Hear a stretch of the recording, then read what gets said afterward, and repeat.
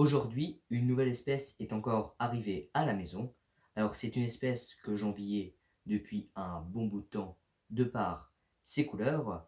Je ne vais pas vous faire attendre plus longtemps. Ce sont des Camponotus consobrinus. On va directement aller les voir. Mais restez jusqu'à la fin car j'ai quelque chose de très important à vous annoncer.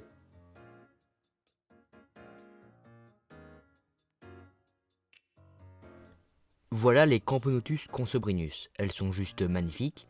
J'ai vraiment pas d'autres mots pour les décrire. On peut voir qu'il y a l'agine, une ouvrière et une larve pour l'instant. Les couleurs m'impressionnent vraiment. Elles ressemblent fortement aux nigriceps, mais avec une particularité en plus, une bande orange au début de leur gastre que les nigriceps ne possèdent pas. Pour moi, c'est vraiment ce qui fait la différence. On remarque aussi une sorte de U sur le thorax de l'agine avec un mélange de noir et d'orange. Je les ai prises chez Allforans, tout comme les Ondotomachus monticola. Dû au fait de la proximité de son magasin, j'ai été chez lui directement chercher la fondation, ce qui est vraiment top pour qu'elles arrivent en bonne santé. Par contre, j'ai remarqué que l'agine avait une patte cassée. Vous l'avez peut-être déjà remarqué ici. Ce n'est pas grave, rassurez-vous, elle sait très bien se déplacer en s'appuyant sur ses autres pattes, mais je suis quand même un peu déçu.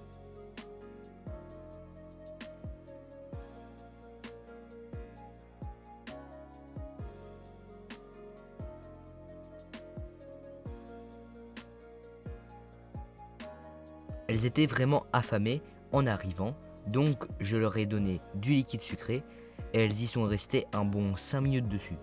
C'est l'occasion de la nourrir en direct pour voir ça. Pour le nourrissage en tube, j'utilise des demi-bouts de tubes en plastique et je pose du coton que j'imbibe de liquide sucré.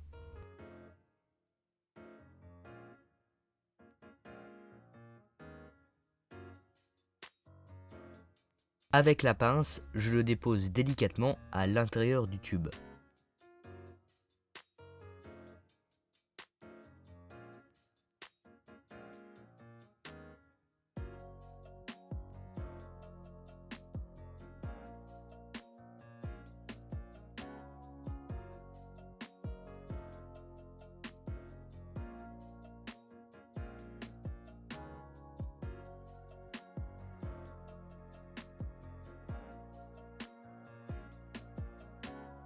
On voit très bien la physiogastrie de l'ouvrière et celle-ci et l'agine s'échangeront de nombreuses trophalaxies.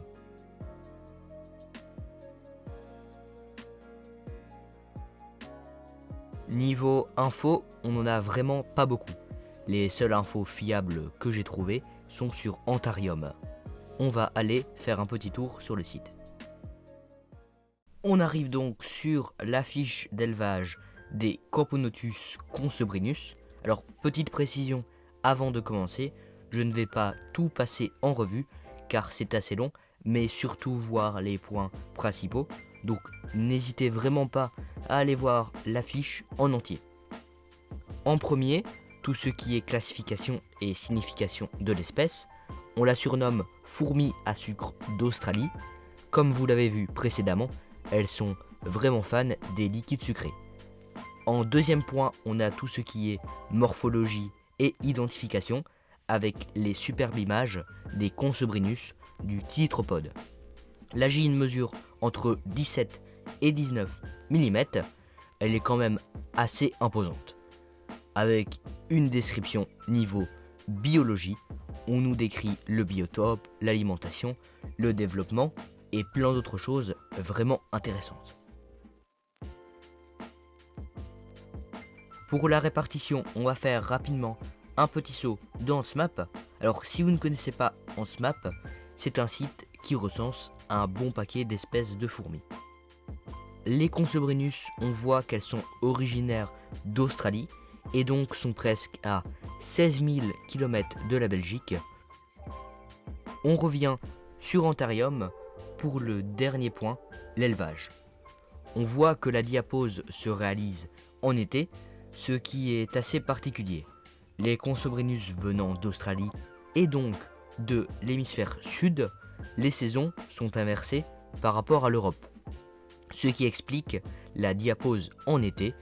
Je m'arrangerai normalement pour en faire une cet été pour que tout se passe bien. Je pense qu'on a fait le tour de la fiche. Sauf erreur de ma part, il n'y a pas de blog sur le site qui parle des Consobrinus. N'hésitez vraiment pas à aller voir le site que je mets en description, même si la plupart d'entre vous le connaissent déjà probablement. Je vous ai présenté tout ça assez rapidement, mais j'y ai vraiment appris plein de choses sur cette espèce. Le site est vraiment top. On y retrouve un nombre énorme d'infos et de détails, des fiches, mais aussi des blogs et de la documentation. Il y a même une fiche sur les Ondotomachus monticola que j'ai aussi lue. Après, je me base essentiellement sur le comportement de mes espèces et non sur les fiches à 100%.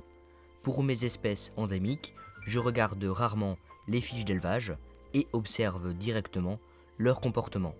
Mais c'est toujours bon d'avoir quelques infos sur les Consobrinus. Niveau maintien, elles sont à 24 degrés le jour et environ 20 la nuit.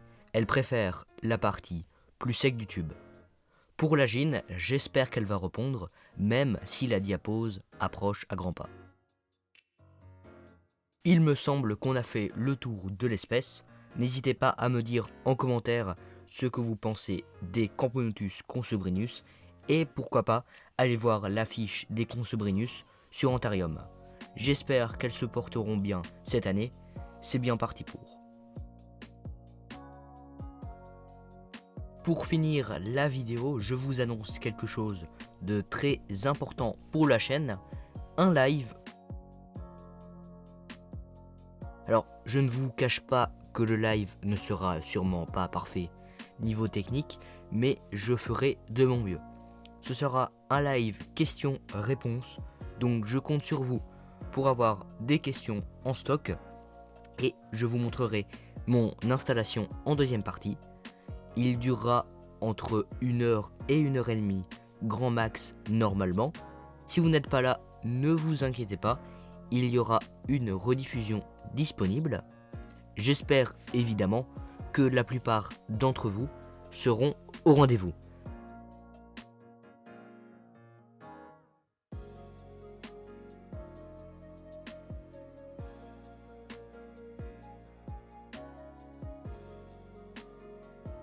C'est sur cette annonce que se finit la vidéo. N'hésitez pas à vous abonner et on se retrouve très bientôt pour le live.